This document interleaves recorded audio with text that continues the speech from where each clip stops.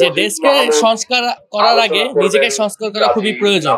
আমাদের সবার যার যার জায়গা থেকে নিজেদেরকে সংস্কার করতে হবে, নিজেদেরকে সুনাগরিক হিসেবে গড়ে তুলতে হবে। যতদিন পর্যন্ত আমরা নিজেদেরকে সুনাগরিক হিসেবে গড়ে না তুলছি, নিজেদেরকে না শুধরাচ্ছি, ততদিন পর্যন্ত আসলে বাংলাদেশকে শুধরানো বা বাংলাদেশকে সংস্কার করা সম্ভব নয়।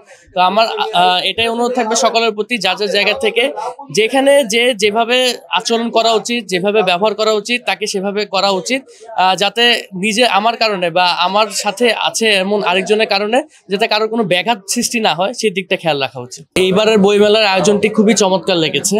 আমাদের জুলাই আগস্টের যে স্পিরিট, সেটাকে ফুটিয়ে তুলে এই বইমেলার যে আয়োজনটা করা হয়েছে, এটা আসলে খুবই প্রশংসনীয় একটি বিষয়।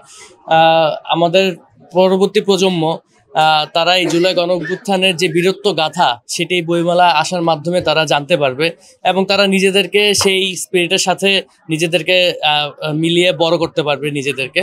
তো আমার কাছে এই বই বর্তমানে এবারে যে বইমেলাটি, সেটি খুবই স্পেশাল এবং এই বইমেলাটি আমার কাছে খুবই চমৎকার লেগেছে। প্রত্যেক বইমেলার আয়োজনেই কিছু না কিছু ত্রুটি থাকে। আমি আসলে খুব পজিটিভ একজন মানুষ। আমি একটি গ্লাসে যদি অর্ধেক পানি থাকে, আমি যে অর্ধেক খালি আছে সেটি নিয়ে কথা বলি না, আমি যে অর্ধেক ভর্তি আছে সেই অর্ধেক নিয়ে কথা বলি।